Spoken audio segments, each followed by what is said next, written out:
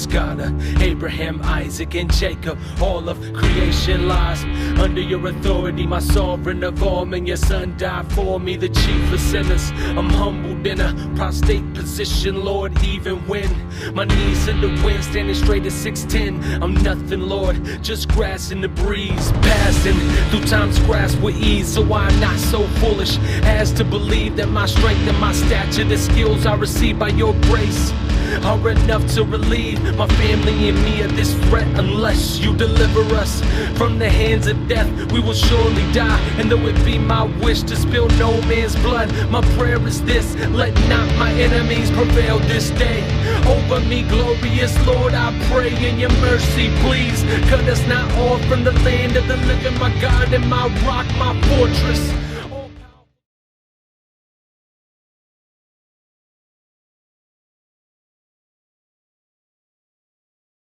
But if you had to put yourself in that mind frame back in the 90s, right, today, right, do you feel like you could take a battle at this point?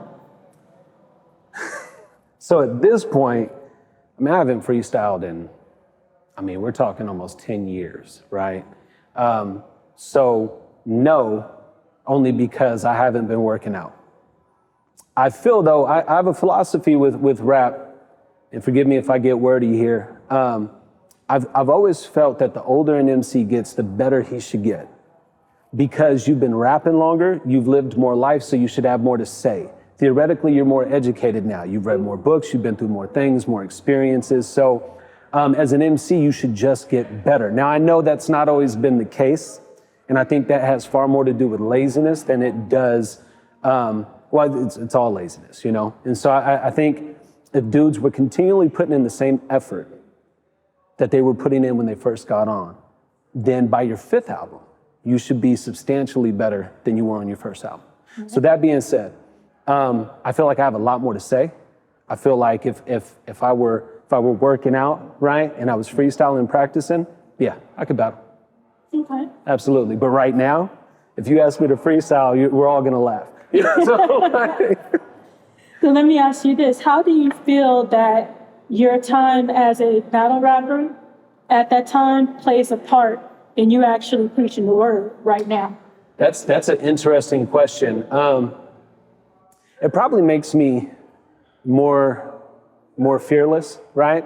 I mean, here I am approaching Hitman apparently and saying, let's battle, and doing that kind of stuff. So, I mean, that probably helped take, I guess, any sorry, I can't think of the word right now, but any fear away of walking up to somebody and saying, hey, did you know Jesus Christ lived the life you couldn't live and died the death that you deserved and rose from the grave for you? Like, to be able to say that without fear, that probably stems largely from just being surrounded by 20, 30 people and I'm rapping or I'm approaching somebody and just saying, hey, let's get it on, you know? I'm used to being in a public forum speaking, so, yeah. In comparison to the battle rap group Dynamic Certified, when it came to the mixtape game at that time, how do you feel the heavy hitters? Hard hitters, I'm sorry. It's all good. The hard hitters, how do you feel that they measured up when it came to what Dynamic Certified was doing at the time?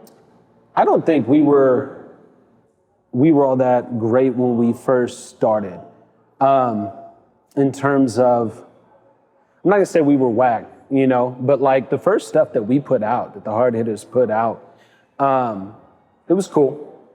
Just speaking about, well, sorry, because I got to go back now, because again, you have the All-Nighters umbrella, and I feel like under the All-Nighters umbrella, there was a lot of good stuff coming out. I feel like we measured up with the guys who were coming out. But I wasn't really putting anything out myself. I was just rapping with the other guys, you know what I'm saying? So I might feature on a track or that kind of thing. When I first put my solo thing out, I couldn't even ride the beat, you know, which is a pet peeve of mine now. I get mad when somebody can't ride a beat, but I couldn't when I first started. And so the first thing I put out was whack, personally, like my first solo project. Then when me and Kevin put out our HardHitters project, I feel like it was good. I feel like there was a lot of good stuff there. I don't feel like it was as good as we were. I feel like we were a lot better at freestyling at the time and battling at the time than we were making projects. Because there's a difference, right? There's a big difference between being able to battle a guy and make a quality song. And me and Kevin were still learning how to make quality songs, you know? I think over time, we got really good at it. But that first initial project we put out was okay. It's all right. I think as time went on, though, the stuff we were putting out was really good, you know, so. Okay, so some would say when it comes to battling the hard hitters, that it would never be a one-on-one situation. Okay. Would that be because of being under the umbrella of a all-nighter? I don't know if I remember any battle being a one-on-one situation. Okay. You know, I mean, unless you caught a dude on the solo, right? And it was just like you and him or something, you know, because again, before me and Kevin became a group, we battled each other, just me and him, several times, you know, or at least a couple times. You know, so I think by and large, you were always with your crew. I don't remember too many times there was just a solo battle. Mm-hmm. You know, I remember trying to go to class, it's 12th grade, you know, and I just got in front of the school and JR pulls up and he's like, hey, we got a battle, Cerritos College. Well, I guess I'm missing school today. You know, we hop in the car and we drive off and, you know, there were a bunch of guys there, you know, and so there was no question of who are we battling, how many people. It's just every time it was typically a crew, you know, not every time, but typically it was a crew. So, yeah.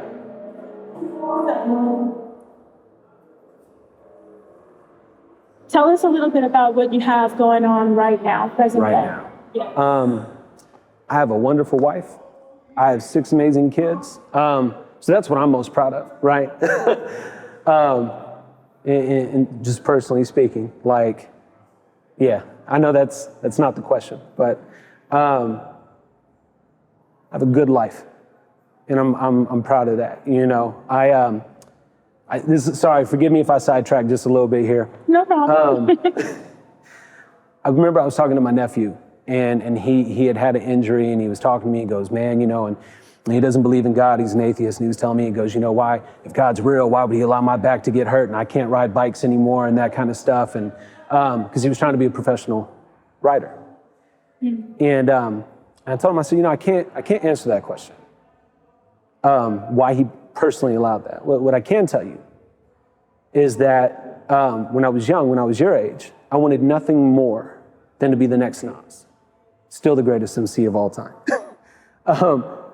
But I wanted to be him. And when I look back at my life now, I'm so grateful I never made it. Because had I made it, my wife and I wouldn't be together. Because the kind of guy I was back then, I wouldn't have stuck around. I wouldn't have my kids.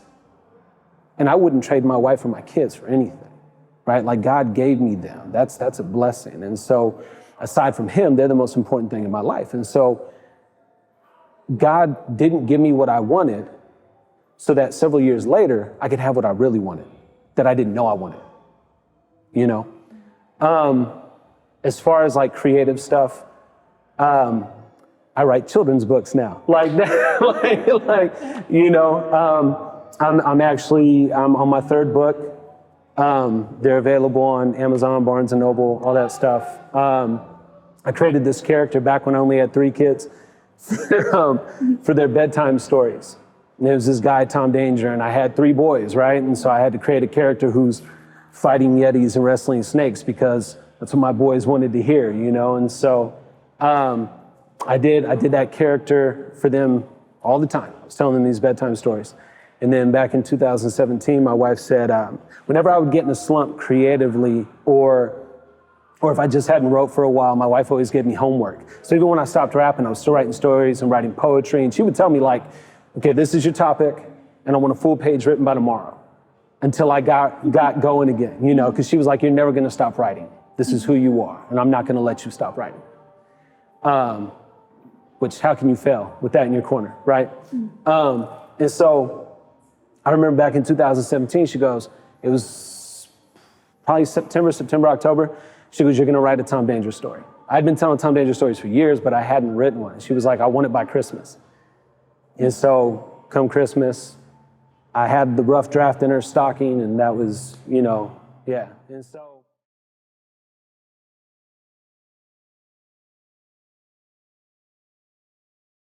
When it comes to, you mentioned social media and you feeling like getting a deal is actually easier now. So if social media was actually a thing at that time, what do you feel would be different now? I think everybody that you're going to see in this documentary would have been rap stars. You know, I grew up with Pac-10. You know, one of the coldest MCs coming out of Long Beach.